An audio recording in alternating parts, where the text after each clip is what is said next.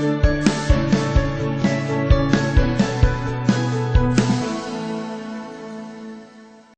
تعالى وبركاته. من مدينة فاس المدينة العريقة لنا لقاء مرة ثانية مع الأستاذ عبد الحكيم قرمان، أستاذ خبير في العلاقات الدولية، رئيس الائتلاف المغربي للملكية الفكرية، ومجموعة أشياء سنكتشفها معه.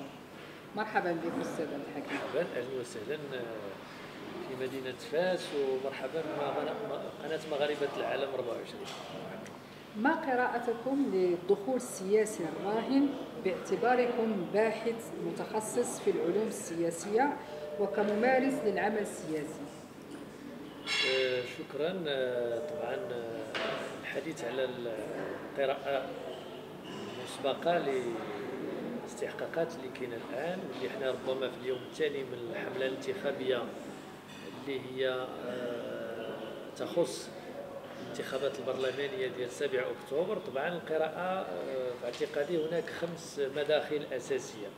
المدخل الأول هو أهمية هذا الاستحقاق نظرا لكونه أول انتخابات برلمانية تأتي بعد تكريس مقتضيات دستور 2011 في التجربة الحكومية الحالية، والتطلع إلى انتخاب النسخة الأولى من الحكومة التي ستأتي في إطار التكريس الفعلي والرسمي لكل ما جاء به الدستور.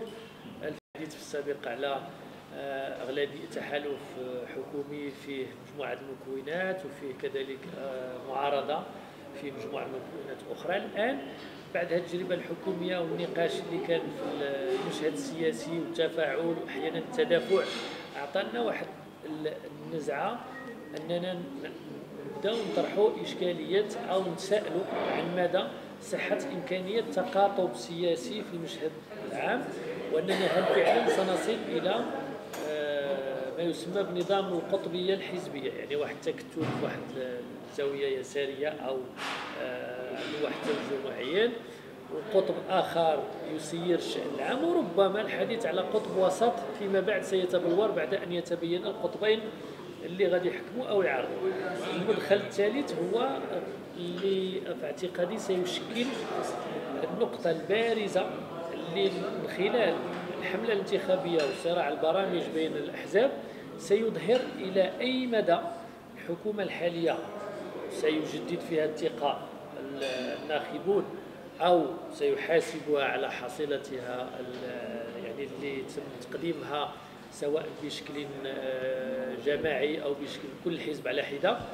ثم من بين هذه القضايا الأساسية والبارزة أتصور بأن 3 ملفات على الأقل ستكون حاسمة في حسم هذا الاستحقاق. القضية الأولى هي قضية الوضع الاجتماعي في المغرب أو المسألة الاجتماعية. طبعا الحكومة الحالية في إطار البرنامج ديالها لما انطلقت الولاية ديالها كان الشعار ديالها الأساسي هو محاربة الفساد والاستبداد والعمل على الاهتمام بالشأن الاجتماعي. يبدو أن الآن المسألة الاجتماعية أصبحت في قلب الصراع، لأنه شاهدنا كيف أن واحد العدد ديال الأصوات ارتفعت، لا سواء على مستوى غلاء المعيشة، لا سواء على مستوى القانون ديال نظام التقاعد بالنسبة للطبقة الوسطى والموظفين، كذلك القضايا ديال التشغيل، ديال التعليم، ديال السكن إلى آخره. هذو كلهم قضايا في اعتقادي ستشكل المحور الأساسي واللي غتحسم ربما النتائج بشكل كبير في 7 أكتوبر. المدخل الرابع واللي هو مدخل سياسي أكثر منه اجتماعي هو المسألة ديال هذا الصراع اللي بدينا تنشوفوه أو التدافع اللي تيتضح أنه أساسا يسير بين توجهين كبيرين، توجه يقوده الحزب الحاكم ومن معه، وكذلك التوجه الآخر يقوده حزب آخر في المعارضة اللي هو أكبر حزب في المعارضة، حزب الأصالة والمعاصرة، مع كذلك مجموعة من الأحزاب والمكونات الأخرى. هذا الصراع هذا اعتقادي من خلال الأيام ديال الحملة إلى غاية يوم 7 أكتوبر أكيد سيكون الناخب المغربي والكتلة الناخبة على مستوى صناديق الاقتراع ستقول كلمتها الفيصل. أتصور أن في هذا المدخل الرابع عندي ملاحظة أو تنبؤ مبني على تقييم ما يروج وما نسمعه من أفكار وتفاعلات. أتصور أنه ربما هناك 3 سيناريوهات محتملة. السيناريو الأول هو أنه الناخب أو الكتلة الناخبة ستقول بعد 7 أكتوبر أنها تزكي التجربة الحكومية، وبالتالي ستعيد الثقة في هذه التجربة وهذه التشكيلة الحكومية. السيناريو الثاني هو أن كيف قلت لكم أن تحت ضغط المسألة الاجتماعية وضغط المطالب ديال المجتمع فيما يخص السكن والتشغيل والصحة وتشغيل الشباب إلى آخره، ثم ما ننساوش العامل الآخر هو الفاعل النقابي. سمعنا مؤخرا أن الاتحاد المغربي للشغل خرج بموقف رسمي تقريبا أنه سيدعو منخرطيه للتصويت عقابي على الحكومة. هذا كذلك عامل ينبغي أخذه بالحسبان، لأن أول مرة تخرج نقابة بهذا الحجم وتتعبر على موقف، بمعنى هذا مكون جديد نضاف إلى هذا السيناريو الثاني.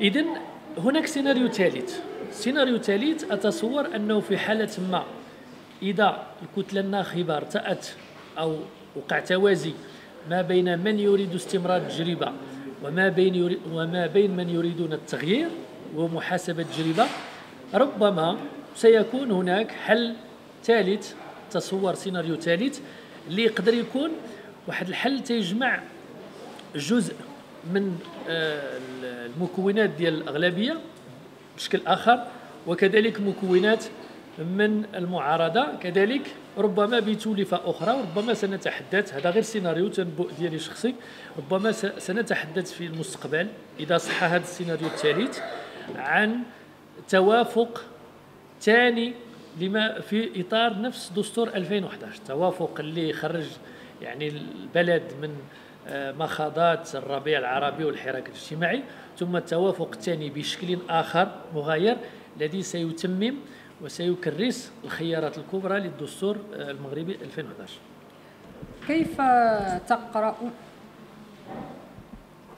كيف تقرؤون استحقاقات 7 أكتوبر ورهاناتها الكبرى داخل الوطن وخارجه؟ هذا سؤال مرتبط بالمداخل الخمس اللي تكلمنا عليها، وتصور أنه ينبغي التمييز بين جوج ديال المقاربات. إذا شفنا شنو تيتقال في الساحة وشنو تيعبر عليه الفاعل الحزبي أساسا وما نسمعه في وسائل الإعلام هنا وهناك وبعض التدخلات وبعض المحللين، ينبغي التمييز ما بين جوج ديال المقاربات اللي باينة. هناك واحد المقاربات تقول بأنه بشي جهة معينة أو المغرب مقبل على واحد المحطة فيها خطورة وفيها كذا وفيها كذا، واحد العدد ديال الكلمات يعني عندها حمولة ثقيلة من الناحية السياسية. هذه المقاربة هذه أتصور أن هي مقاربة لحظة الانتقال، لأن في كل مرحلة يكون فيها المغرب في محطة سيمر من مرحلة إلى أخرى تنسمعوا مثل هذه التوجسات وهذه التخوفات وهذه التساؤلات، البلد في خطر، البلد في كذا معركة، وهناك من يسميها بمعركة وهناك من يسميها بحرب وهناك من أنا أتصور هذا كله كلام يدخل في خانة الإحماء، عملية الإحماء وتحفيز وتعبئة القواعد وكذلك تعبئة المواطنين، لا أقل ولا أكثر. علاش؟ أنا معتقد وأعتقد أن كل الناس العاقلين في هذا البلد تعرفوا بأن الدولة المغربية بحكم التراكمات اللي عندها وبحكم رسوخ الثوابت الأساسية والمتوافق حولها للدولة المغربية ما يمكنش نتحدثوا على استحقاق بهذا الخوف، وإلا غادي نبداو نقولوا نشكوا في واحد المعطى اللي احنا اكتسبناه من تجربتنا اللي تنسميوه التميز المغربي، غادي نبداو نشكوا في راسنا، وهذا خطير، هذا هو اللي خطير على البلاد. هو يصبح الفاعل الحزبي نفسه اللي تيعطي الامل وتيأثر وتيوجه وتيخلق الاستقرار والطمأنينة، تيصبح هو اللي تينخر هذا الاطمئنان وهذا الطمأنينة وهذا الثبات والثقة في الدولة ديالنا بعد أساسا، والثقة في المجتمع المغربي وعبقريته، لأن المجتمع المغربي ما عمره كان مجتمع مغامر عبر التاريخ. المجتمع المغربي حقيقة تيحتج، تمسوا احيانا الازمات وتعبر عليها باشكال مختلفه، لكن ما عمر الانسان المغربي كان انسان مخرب للدوله ديالو والمكتسبات ديالو، ما عمرها تسجلت. اذا هذه ميزه. دونك اذا هذه المقاربه هذه اللي ديال كذا او كذا والخوف وغادي يعملوا وهناك من يذهب بعيدا، وهذا هو الخطير، من مسؤولين وفاعلين اساسيين تيهضروا على انه ربما تكون هناك تزوير. اتصور بان هذا كلام خطير، وهذا هو اللي خصو، هذا الكلام هو اللي خصو ما يبقاش يتداول في الساحه، لانه اولا خطاب غير مؤسس وخطاب غير سليم من ناحيه المسار اللي قطعوا المغرب. اعطيك مثال باش تفهمي هذه المعادله.